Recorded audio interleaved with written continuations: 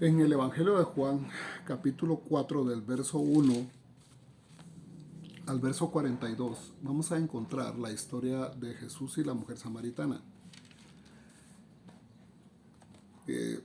Esta porción es algo que realmente a mí en lo personal me impacta muchísimo. Y a pesar que es una historia para muchos un poquito larga, para los que no están acostumbrados a leer la palabra, hay una parte clave, hay una parte muy importante a la que nosotros en este tiempo tenemos que ponerle atención.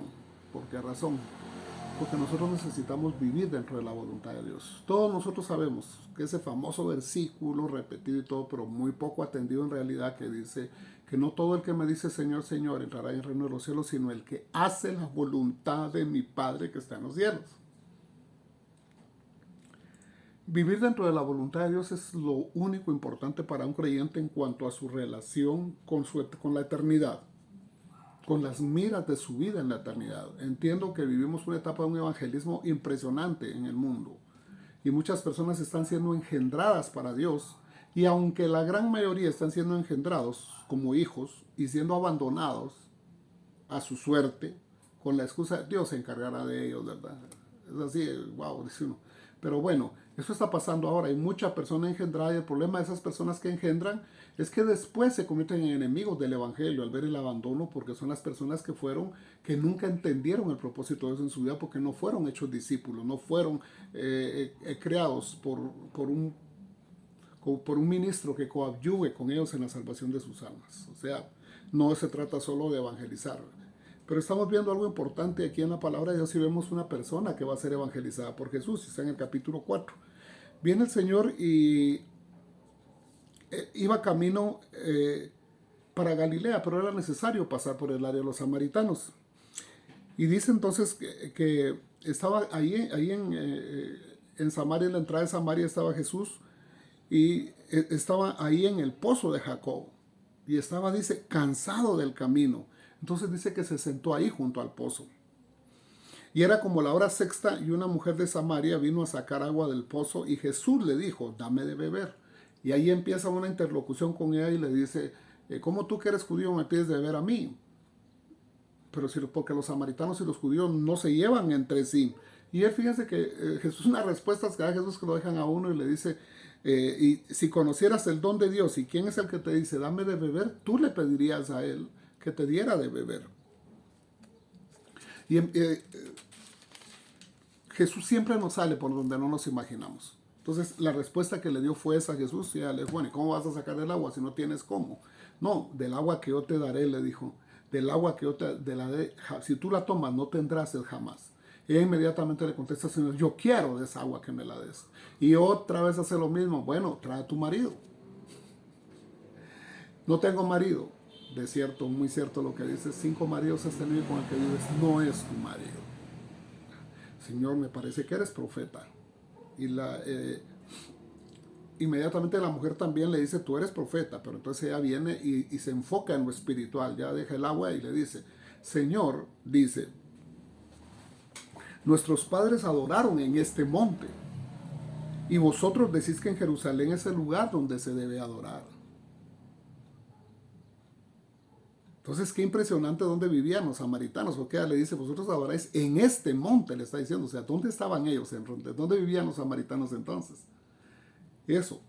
Y le dice, y ustedes dicen que es allá en Jerusalén donde hay que adorar. Entonces, 2 lugares de adoración, dos tendencias de adoración. Una forma de adoración en la estructura del templo con su sacerdocio, sus ayudas sacerdotales, su atrio, su lugar santo, su lugar santísimo. Hay un templo lleno de edificios donde vivían la familia del sumo sacerdote. O sea, los judíos tenían una estructura de culto. Y en cambio los samaritanos no tenían, sino solo un monte donde ellos pretendían adorar. Entonces vemos una religión organizada y una no organizada. Vea qué impresionante. Entonces viene el Señor y dice algo. Mujer, la respuesta de Jesús es esta. Mujer, créeme que la hora viene cuando ni en este monte ni en Jerusalén adoraréis. Se harán 2 lugares físicos, el monte Gerizim, donde recibieron las tablas, y el templo de Jerusalén. Y él le dijo, de cierto te digo que ni en Jerusalén ni en el monte adoraréis. Mas ahora viene y ahora es, le dice, oigan, ahora es, o sea, ya era el tiempo, cuando los verdaderos adoradores adorarán al Padre en espíritu y en verdad, porque tales adoradores búscale adoren.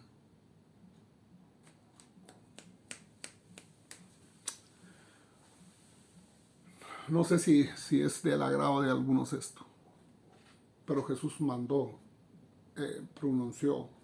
una palabra y dijo, verdaderos adoradores. Cuando Jesús dijo verdaderos adoradores, amados, quiere decir que también había una falsa estructura de culto, que había algo falso ahí atrás. Porque Él dijo los verdaderos adoradores.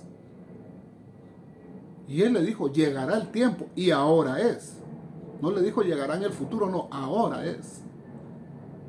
Que los verdaderos adoradores adorarán al Padre en espíritu y en verdad. Entonces, ¿quién es para Jesús? ¿Quién es para Dios? Son los verdaderos adoradores, no falsos adoradores. Son los que adoramos al Padre en espíritu y en verdad. ¿Por qué? Porque Dios es espíritu, dice.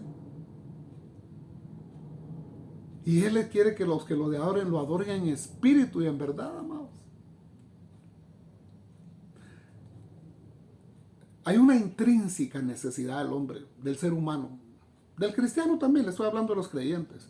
Pero es que a pura ley tenemos que hacer algo que ver, algo que palpar, algo que tocar, amados. Necesitamos algo que ver, algo que tocar, algo físico, algo que para nosotros es real. Esa necesidad no se ha quitado.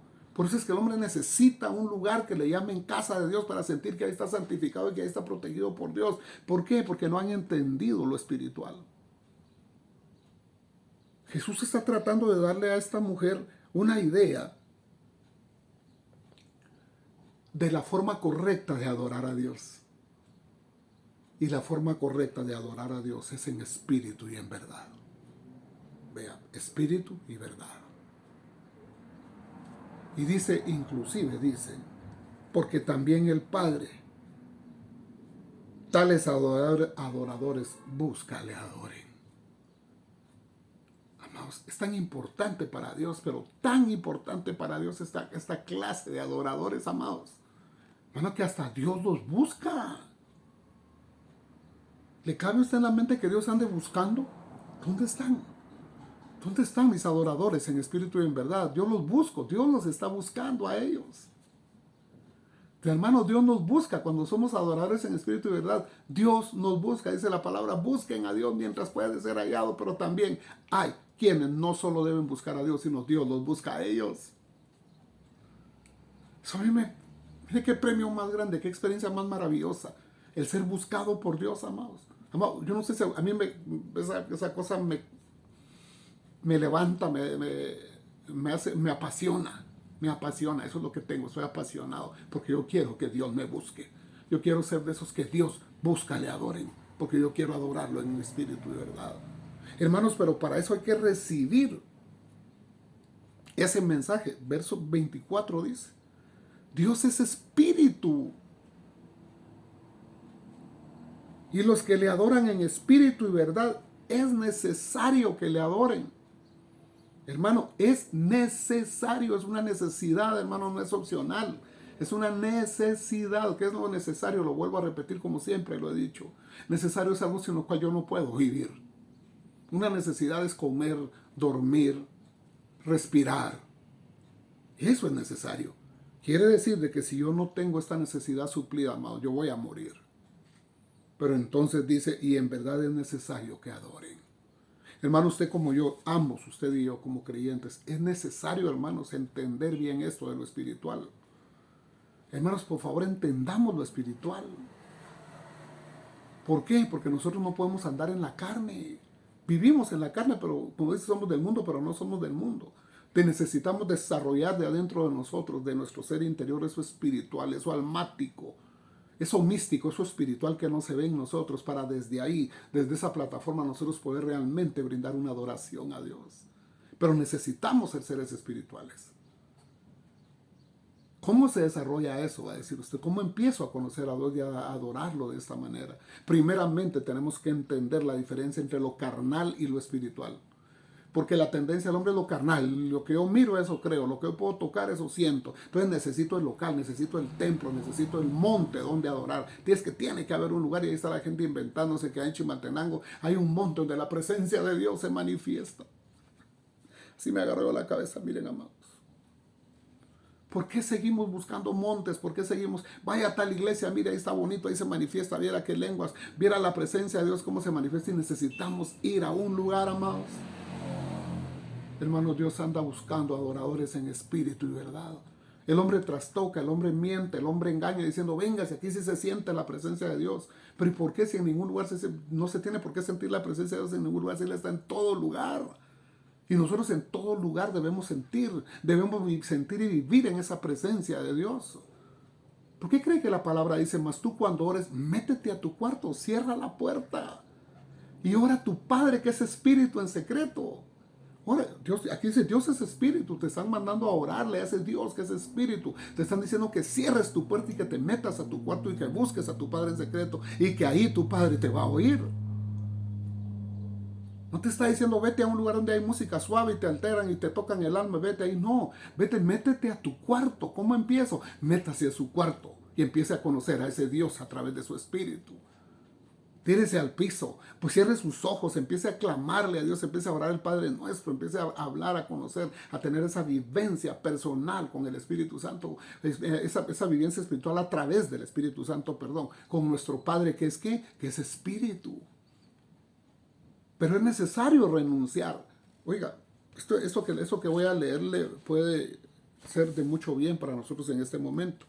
En la segunda carta a los Corintios capítulo 5, en el verso 16 dice así: de manera que nosotros de aquí en adelante a nadie conocemos según la carne. Y aun si a Cristo conocimos según la carne, ya no le conocemos así. Y ahí es cuando empieza a decir, de modo que si alguno está en Cristo, nueva criatura es, las cosas viejas pasaron y aquí todas son hechas nuevas. Entonces, ¿cómo va a ser eso, amados? Pero oigan, es que si a Cristo, si a algunos, nosotros ya no conocemos a nadie según la carne, aún a Cristo ya no le conocemos según la carne. ¿Cómo? Según el Espíritu, porque ya resucitó. Y si usted lee esto, precisamente 2 Corintios 5 viene hablando de eso. De que por cuanto Él resucitó, entonces ya no, desde el día que resucitó ya no conocemos a nadie según la carne. ¿Cómo es alguien mi espíritu? ¿Por la carne es alguien mi hermano en la fe? No, no, para nada. No, según la carne es hijo del Señor que lo engendró y de la familia con la que vive. Pero a mis hermanos yo los conozco, ya no según la carne, sino según el espíritu. Porque mis hermanos son todos aquellos, amados, que han sido engendrados por el Espíritu de Dios. Todos aquellos que abrieron su corazón a Jesús. Todos aquellos que fueron santificados, aquellos que fueron perdonados, aquellos que fueron santificados, sellados con el Espíritu Santo por cuando creyeron el mensaje del Evangelio y fueron engendrados por Dios. Ellos son mis hermanos. Nosotros somos hermanos según el Espíritu, no según la carne. Por eso a nadie conocemos así. Pero Dios necesita que entendamos esa verdad para entonces poder convertirnos en verdaderos adoradores, no en falsos adoradores. Entonces, entiende el mensaje de a dónde voy yo. ¿Dónde se reúnen los falsos adoradores? ¿Dónde? En los templos y en los montes inclusive. En lugares específicos, palpables donde la gente. ¿Pero usted cree que un verdadero adorador va a estar en su casa metido en su cuarto? No, eso no le cabe a las personas. Por eso ni oran temprano, ni se encierran en su cuarto, ni leen la palabra, porque hay dos cosas importantes que dice aquí. Y eso es lo que quiero aclararle.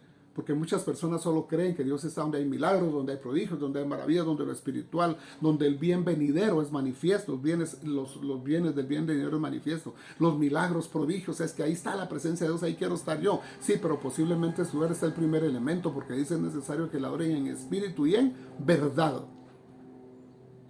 Amados, verdad más espíritu, espíritu más verdad.